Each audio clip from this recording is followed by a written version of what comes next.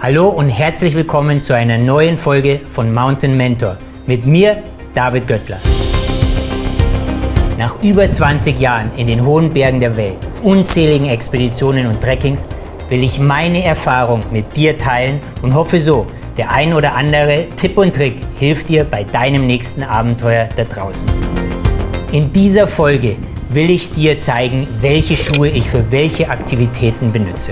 Fürs Laufen und Trainieren in Nepal, beim Wandern oder Trekking in den Alpen oder im Himalaya. Und dann natürlich noch für die hohen Berge, von 6000ern bis hin zu den 8000ern. Und natürlich, warum ich diesen oder jenen Schuh wähle. An dieser Stelle ein ganz großes Dankeschön an The North Face, die diese Serie erst möglich machen, und natürlich an dich fürs Einschalten.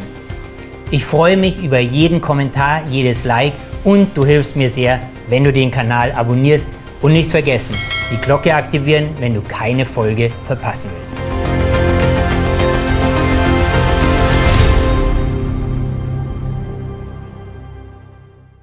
Bei all meinen Schuhen habe ich immer gerne die maximal leichteste Option am Fuß. Warum? Weil jedes Gramm am Fuß ungefähr 5-mal mehr Energie kostet als zum Beispiel im Rucksack. Habe ich irgendwo mal gelesen und macht sehr viel Sinn für mich, weil es eben bei jedem Schritt hochgehoben werden muss im Vergleich zu etwas, was im Rucksack ist und hier viel weniger Auf- und Abbewegung hat. Und man meint ja oft, es ist ja nicht viel Unterschied, ein paar 100 Gramm mehr oder weniger, aber bedenke, wie viele Schritte du an so einem Tag da draußen machst. Und da kommt dann schon ordentlich was an mehr Energie auf, die du aufbringen musst. Beziehungsweise Power, die du mehr in den Beinen haben musst oder eben auf der Strecke liegen lässt, wegen dieser wenigen 100 Gramm mehr am Fuß. Die gute Nachricht ist, dass ich heutzutage wirklich nicht mehr auf Komfort und vor allem Robustheit verzichten muss und trotzdem sehr leichte Schuhe haben kann. Kurz noch vorab zum Komfort.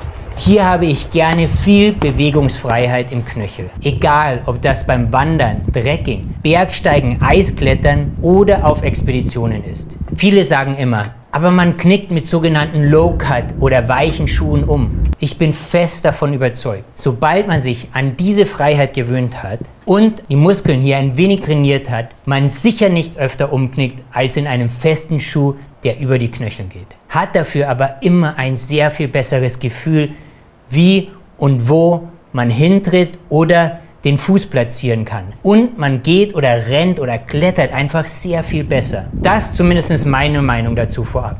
Aber schreib mir in die Kommentare, was dir am liebsten ist. Legen wir also los mit Wandern oder Trekking. Egal ob daheim, in den Alpen oder im Himalaya. Hier bin ich von der Bauweise immer mit einem Low-Cut Turnschuh unterwegs. Wenn es wirklich Laufen oder Trailrunning ist, zum Beispiel im Khumbu-Gebiet in Nepal, dann wirklich mit einem Trailrunning-Turnschuh wie diesem hier.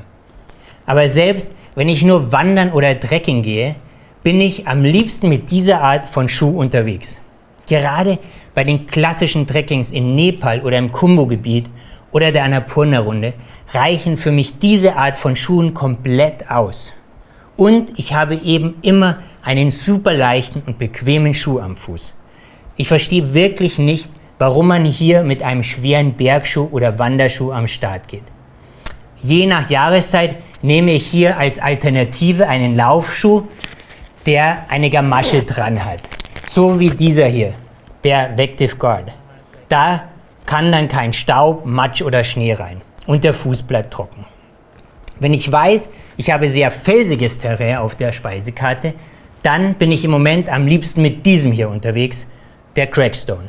Super leicht, aber unglaublich robust. Sehr offen von der Konstruktion, was einerseits gut ist und man nie drin schwitzt, aber wenn es sehr staubig oder nass ist, kommt das natürlich rein. Eine Kategorie drüber habe ich in meinem Schuhsortiment diese Waffe, den Kayash. Auch hier handelt es sich um einen Low-Cut, also geht nicht über den Knöchel, aber er ist steif und ist steigeisenfest für ein Steigeisen mit hinten Automatik und vorne einem Körbchen. Die Gamasche macht ihn absolut schnee- und hochtourentauglich. Und das Material ist trotzdem Atmungsaktiv, aber super robust. Den Kajasch nehme ich gerne für alle klassischen Hochtouren bei uns in den Alpen oder auch für anspruchsvolle Touren, wo ich mich aber schnell und leichtfüßig bewegen will. Weil er nicht groß isoliert ist, muss ich, wenn es kälter ist, immer in Bewegung bleiben. Ansonsten wären die Zehen schnell kalt. Wenn ich also davor Angst habe, nehme ich den nächsten Schuh. Darüber kommt der Torre Egger zum Einsatz, mein absoluter Lieblingsschuh.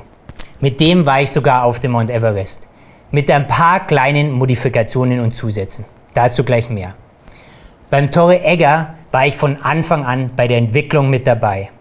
Heißt also, ich bin hier sehr stark vorbelastet. Das nur als Disclaimer. Ich wollte immer einen sehr leichten Bergschuh haben, den ich mit einer Übergamasche dann auch auf meine 8000er mitnehmen kann. Der Schuh an sich hat von außen ein Volumen wie ein klassischer, leichter Bergschuh für die Alpen. Aber dennoch hat er einen herausnehmbaren Innenschuh.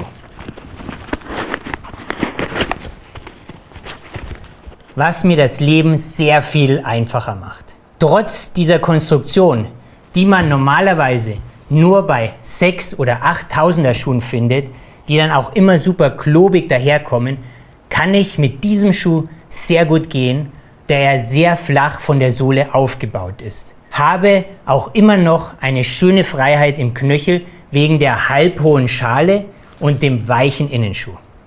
Ich nehme ihn ohne der gefütterten Gamasche als meinen Schuh der ersten Wahl, wenn ich zum Eisklettern, zum Mixklettern, Winter wie Sommer unterwegs bin. Im Sommer benutze ich dann den weißen Innenschuh. Der ist weniger warm und so kann ich den Schuh an die zu erwartende Temperatur gut anpassen. Ich habe vorne keine Möglichkeit, ein Steigeisen mit dem Bügel zu fixieren und muss hier immer mit einem Körbchen arbeiten. Ich habe nur noch diese Art von Steigeisen, egal ob es sehr anspruchsvolle Mixed- oder Eisrouten sind oder eben die 8000er.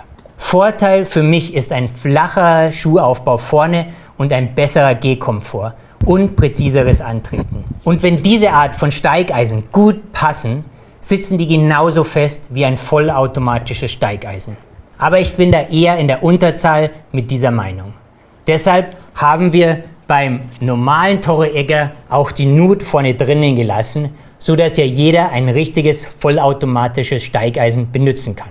Kommen wir zu den hohen Bergen. Hier nehme ich erstmal natürlich den wärmeren Innenschuh. Als nächste Ausbaustufe benutze ich dann die elektrischen Heizsocken von Lenz. Die habe ich auf meinen Expeditionen seit Jahren immer dabei.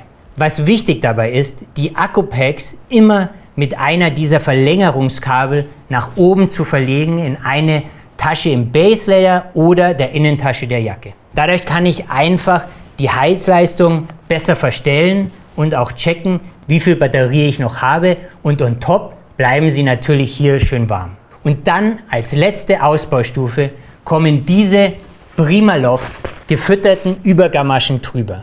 Diese sind noch nicht im Handel verfügbar, aber ich hoffe, die kommen bald.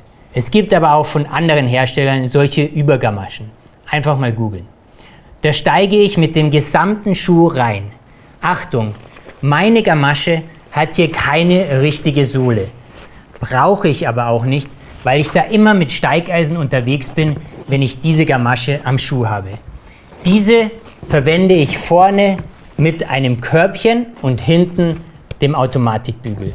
Die sind mir so noch nie abgegangen und halten wirklich sehr gut.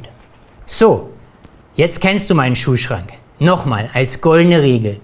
Ich benutze immer die leichteste Wahl, die möglich ist, und glaube, dass sich viele da draußen das Leben sehr viel angenehmer machen würden, hier mit weniger Gewicht an den Füßen unterwegs zu sein. Einfach mal ausprobieren und schreib mir gerne, wie es geklappt hat.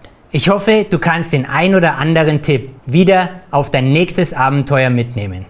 In diesem Sinne, never stop exploring, danke fürs Einschalten und nicht vergessen, ein Like dazulassen, wenn dir diese Folge gefallen hat. Bis zum nächsten Mal hier bei Mountain Mentor mit mir, David Göttler.